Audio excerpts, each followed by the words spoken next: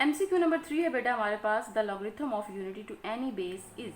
जी बेटा, आपको introduction video में भी अभी मैंने दिखाया है कि आपके पास अगर लॉगरिथम ऑफ यूनिटी हो तो वो क्या था हमारे पास बेटा, 0 था। तो जी वहां से भी आपको मैंने दिखाया था। फर्दर बेटा यहाँ पर ऑप्शन है 1, 10 and exponential E and D है आपके पास 0। तो लॉगरिथम ऑफ यूनिटी हमेशा क्या होगा बेटा, 0 होगा। और आपने बेटा कल जो क्वेश्चंस किए हैं उसमें भी log ऑफ 1 एक जगह पर आ रहा था, तो हमने क्या लिया था वहां पर 0।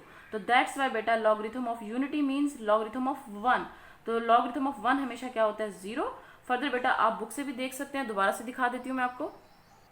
जी बेटा, ये बुक के पेज नंबर 60 पे है, log of 1 with base a is equal to 0। अब यहाँ क्या है, एनी बेस है ये, ठीक है। तो लॉगरिथम ऑफ यूनिटी क्या है बेटा, आंसर 0। ये क्या थी, deductions from definition of logarithm.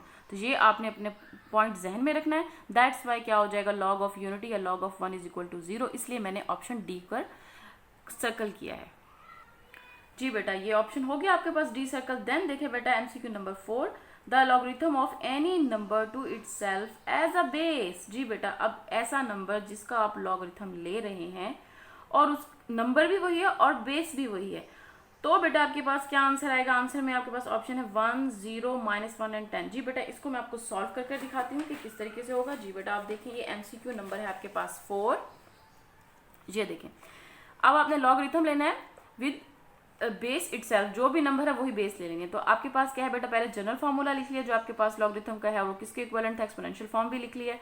Further देखा मैंने क्या किया बेटा, log ऑफ y ले रही हूँ और बेस वही लेनी है इटसेल्फ, तो नंबर भी वही ले लिया और बेस भी वही, ये नंबर y सपोज कर लिया और बेस भी y ही सपोज कर लिया, एंड इक्वल टू x। किसके इक्विवेलेंट हो जाएगा बेटा, फर्दर ये एक्सपोनेंशियल फॉर्म लिख लेंगे, y raise to power x is equal to y। Otherwise क्या बनती थी, बेस। अब बेस भी क्या है बेटा आपके पास y, देन ये क्या है, इक्वल टू x था, तो ये उसकी क्या होती है बेटा, पावर, देन इक्वल टू ये क्या है y, उसी नंबर की दोबारा जिस नंबर का आपने लॉगरिथम लेना था वो इक्वल टू दिस होता है, ठीक है बेटा। अब देखें ये दोनों क्या है आपके पास, बेसिस सेम है। तो अगर आपके पास बेसिस यहाँ पर सेम हो तो पावर्स भी क्या होती हैं, आपस में इक्वल होती है। अब इसके ऊपर कोई भी पावर नहीं है तो इसका मतलब है यहाँ 1 होगा। इस चीज को मैंने दोबारा से लिख लिया, y raise to power x is equal to y raise to power 1। कुछ भी पावर ना हो तो इसका मतलब है उसकी पावर क्या होती है बेटा, 1। अब बेसिस सेम है तो पावर्स क्या होंगी, आपस में इक्वल होंगे। दैट्स वाई मैंने लिख दिया x is equal to 1। That's why बेटा therefore log of y with base y is equal to 1। यही था ना हमारे पास कि the logarithm of any number to itself as a base, जो भी नंबर ले रहे हैं बेस भी वही लेनी है। तो मैंने क्या किया था बेटा, देखिए नंबर भी y ले लिया और बेस भी y ले लिया, तो आंसर मेरे पास क्या आ गया बेटा, 1। तो इसका मतलब है इसका ऑप्शन क्या होगा आपके पास, ए इज योर करेक्ट आंसर। ए में आपके पास ऑप्शन है 1।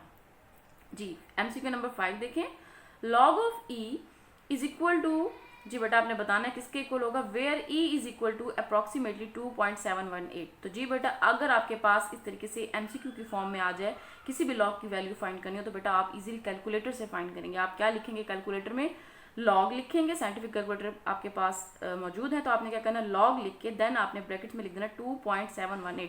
जब आप कैलकुलेटर पे इक्वल पुश करेंगे तो आपके पास आंसर आएगा बेटा ये 0.4343।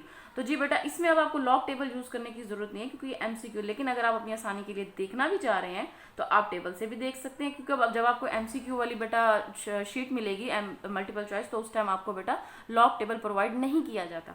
तो दैट्स वाई मैं आपसे कह रही हूँ बेटा कि आपको ये काम कैलकुलेटर पे करना आना चाहिए। आपने क्या लिखना है, लॉग ब्रैकेट जो आपके पास होती है सिंपल पैरेंथेसिस, उसमें आपने लिख देना 2.718। तो आपके पास जब आप इक्वल प्रेस करेंगे तो आपके पास आंसर आएगा 0.4342 भी आ सकता है बेटा। तो आपने अप्रॉक्सीमेटली देख लें, क्योंकि अगर आपके पास 4342 आ रहा है, क्योंकि जब मैंने कैलकुलेटर पे किया तो मेरे पास यहाँ पे 4342 आ रहा है, तो आपने ये कंफ्यूज नहीं होना कि यहाँ पे 3 लिखा हुआ है, तो वो राउंड ऑफ हो जाएगा। क्योंकि अब देखिए ना, मजीद तो यहाँ पर 0 है तो 0 तो हो ही नहीं सकता, इन्फिनिट है, इन्फिनिट भी नहीं हो सकता क्योंकि मेरे पास कोई ना कोई नंबर आ रहा है, और यहाँ पे ऑप्शन क्या है 1। तो बेस्ट आंसर आपके पास क्या बन रहा है, ऑप्शन बी। दैट्स वाई बेटा आप बी को सर्कल करेंगे। आई होप बेटा ये 5 MCQ क्लियर हो गए होंगे। अब हम नेक्स्ट करते हैं।